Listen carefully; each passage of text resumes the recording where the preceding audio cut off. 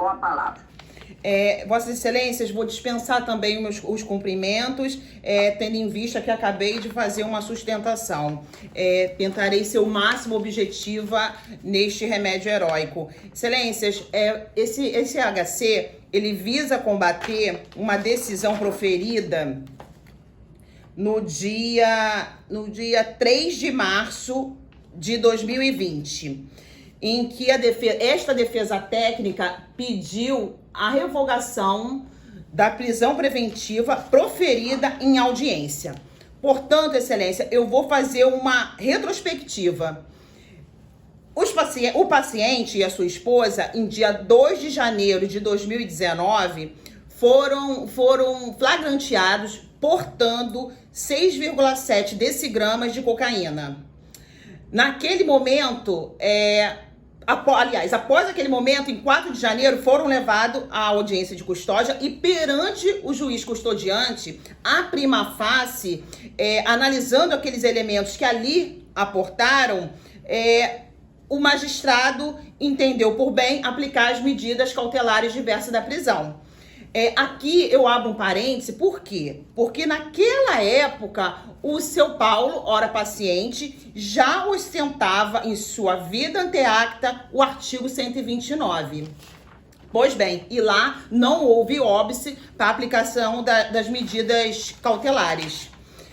Ou seja, do dia 4 de janeiro de 2019 a 4 de fevereiro de 2020, ou seja, 1 ano e 1 mês, um dia antes da audiência do dia 5 de fevereiro, o paciente e a sua esposa cumpriram religiosamente todas as medidas cautelares.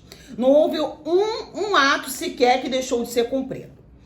No entanto, inclusive o fato da dona Viviane ter ficado grávida, ter dado à luz, não houve nenhum momento descumprimento das medidas cautelares. No entanto, e aqui eu peço todas as escusas, porque eu vou tecer um comentário, porque eu não posso me arredar daquilo que está nos autos.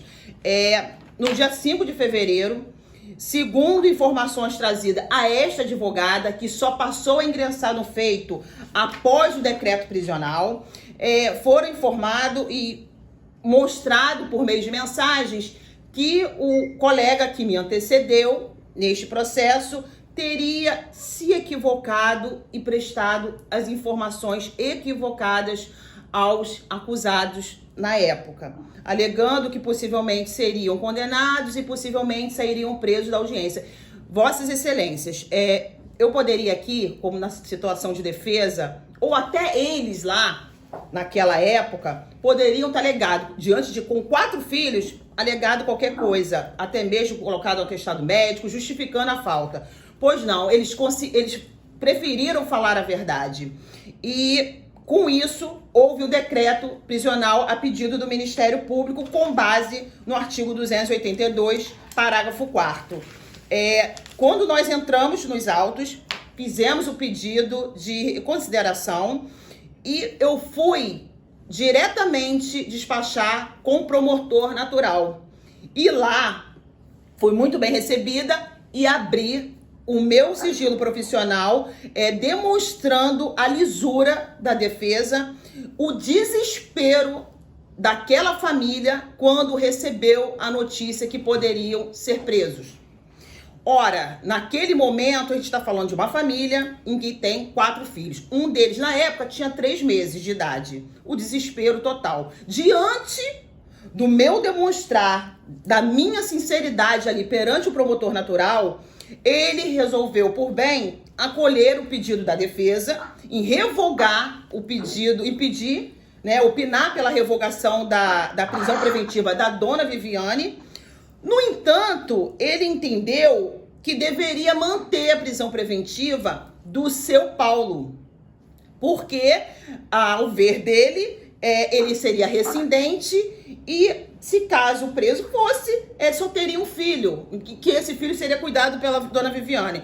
Aqui é incontroverso que o seu Paulo, ele é provedor desse lar, porque uma mãe com 4 filhos é quase que impossível, neste momento de pandemia, pelo menos, ela trabalhar. Então, este homem, este paciente, ele é provedor do lar, Mas, estranhamente, nós observamos que aqui a vida deletéria do paciente foi impedimento legal para que ele permanecesse, tivesse pelo menos cumulado uma medida cautelar, tivesse substituído uma medida cautelar.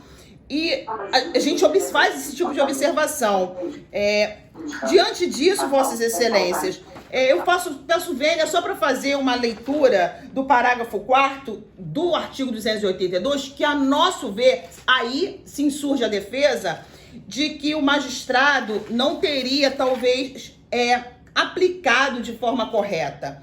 No caso de descumprimento, estou lendo já, parágrafo 4º, no caso de descumprimento de qualquer das obrigações impostas, o juiz, mediante requerimento do Ministério Público, poderá substituir a medida, impor outra incumulação ou, em último caso, decretar a prisão preventiva. Não foi à toa que o legislador colocou em último caso. Aqui nós estamos diante do princípio da excepcionalidade.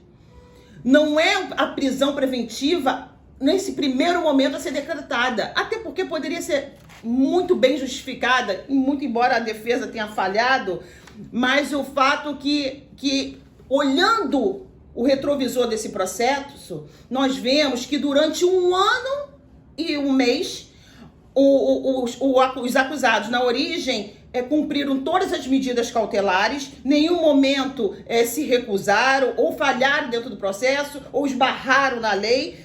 O que a gente observa é que, de fato, possivelmente possa ter havido esse problema de comunicação com o advogado.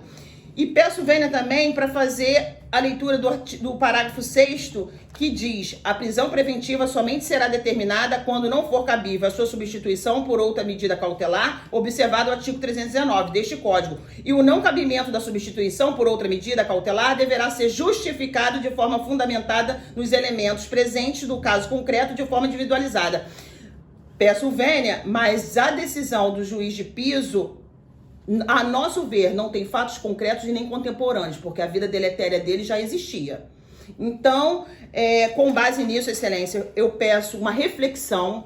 Eu fiz questão de sustentar esse habeas corpus, porque não se trata aqui de um pai de família que voltou por uma vida do crime. Pelo contrário, a gente percebe que ao longo do processo eles constituíram família, muito embora tenha sido exposto pelo Ministério Público em seu parecer que ele é pai apenas de um, mas outros 3 são socioafetivos, e o pão que alimenta uma boca alimenta as outras 3. Então esse pai vai fazer muita falta, e ele nunca esteve antes em condição de foragido, somente depois desse decreto. Então eu peço e suplico a Vossas Excelências que seja reanalisada a necessidade de se manter, se voltar a ter as medidas cautelares diversas da prisão, se for o caso, cumulado com monitoramento, e peço até vênia. Inclusive, teve uma decisão recente, muito recente agora, do STJ, da lavra da ministra Laurita Vaz, do dia 26/6/2020, em caso análogo, em que, inclusive, os pacientes respondem pelo 33 e 35, e que o primeiro paciente ostenta o 129 e ainda assim não for a óbice para revogar a prisão preventiva. Os HCs são 589-222-RJ e o HC extensivo H590-703-RJ. Portanto, Excelências, peço essa reflexão e peço o provimento no mérito deste HC. Muito obrigada e desculpa qualquer incidente.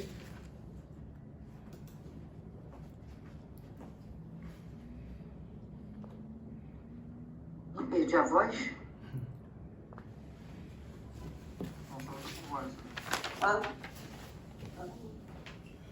Toca. Ouço Cláudio. Nós estamos com o microfone cortado. Eu com o microfone cortado. Agora ficou bom. Ficou bom? Estava com o microfone fechado. Eu não tinha que ter isso no final. Posso começar? Você Pode. Você esqueceu. A decisão que concedeu a liberdade provisória ao paciente, a correta, estabeleceu como condições a serem cumpridas, dentre elas, comparecimento a todos os atos do processo.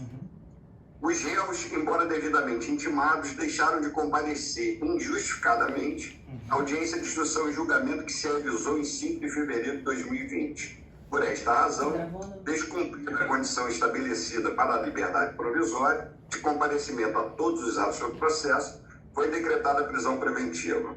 A decisão que revogou a prisão preventiva da Correia, cuja extensão se pretende, está fundamentada em situações pessoais que não se comunicam ao paciente. Quando a alegada ofensa ao princípio da homogeneidade, não prospera tal fundamento, uma vez que, ainda que se considere a diminuta quantidade de droga apreendida, estaria a autorizar a aplicação do redutor da pena do artigo 33, parágrafo 4 da Lei de Drogas, e por isso a fixação do regime aberto e a substituição da pena reclusiva por restritiva de direitos, a reincidência ostentada pelo paciente é óbice à aplicação do redutor da pena e a substituição, autorizando ainda recrudescimento do regime inicial de cumprimento de pena. Observe-se do andamento processual constante do sítio eletrônico do Tribunal de Justiça e das peças que instruem a impetração, que o feito encontra-se em fatos e alegações finais, que já foram apresentadas pelo Ministério Público, avizinhando-se a prestação judicional penal. Por esse motivo, eu vou pela delegação. Obrigado, Gilmar. Divergência. Ela manteve a divergência. Cláudio, já acabou? Já. Então, vai haver divergência? Sim, senhora presidente. A primeira vogal diverge. Sim. Sim, senhora presidente, o casal, eu vou fazer um breve introito, né? O casal foi abordado enquanto trafegava de motocicleta. Os policiais se aproximaram, a moça, isso é a denúncia, tentou se desfazer de 6 pinos de cocaína, foram encontrados no chão. Depois, em seguida, os policiais indagaram ao denunciado sobre a existência de algum outro material ilícito e ele entregou 10 pinos de cocaína. Teriam alegado que o material era para uso próprio. Me parece que a abordagem foi abordagem de rotina, acharam que trafegavam suspeitamente. Então, essa é a denúncia. De fato, esse evento se deu em janeiro de 2019, mesmo mês em que eles foram soltos em audiência de custódia, tanto o paciente como a Correia. E desde então, eles realmente compareceram todo mês em cartório, como determinado até janeiro de 2020. É fato, realmente, que, embora intimados, eles não compareceram à EJ. Nem a sua defesa constituída à época apresentou qualquer justificativa. E aí eu faço um parênteses sobre a possibilidade de terem sido sim orientados pela defesa a não comparecer por conta de um julgamento e um julgamento de procedência. Tá? Mas, no entanto, o juiz da audiência sequer concedeu o prazo para os devidos esclarecimentos e imediatamente decretou a preventiva, decisão que, ao ver desta relatora, é simplória, no que diz respeito aos termos do artigo 282, parágrafo 4º, porque os termos desse artigo significam, aspas, em último caso, decretar a prisão preventiva. Então, senhora presidente, eu penso que o juiz foi precipitado, diante de todo o contexto, diante do fato que os réus durante 1 ano cumpriram religiosamente as condições, e ressalto também que a outra condenação do réu é um 129, parágrafo 9. Então, senhora presidente, a primeira vogal dirige o seu voto no sentido da concessão da ordem. E o segundo vogal? Eu estou acompanhando o relator, denegando a ordem. Então, ordem denegada por maioria, doutora. Boa tarde. Obrigada e boa tarde. Próximo. Próxima, excelência, da relatoria do desembargador Gilmar, uma vez corpus 23. Perfeito, Márcia, STJ. Eu vou juntar aquela jurisprudência. Ó, e ela ainda deixou uma deixa aí, tu viu? Não abriu nem prazo, ela falou o artigo do prazo, tinha que abrir um prazo para poder. Para poder. Ao ver dela, poderia haver um prazo de justificação. Justificação. Ela falou o artigo. Não consigo ouvir porque tem um microfone falando.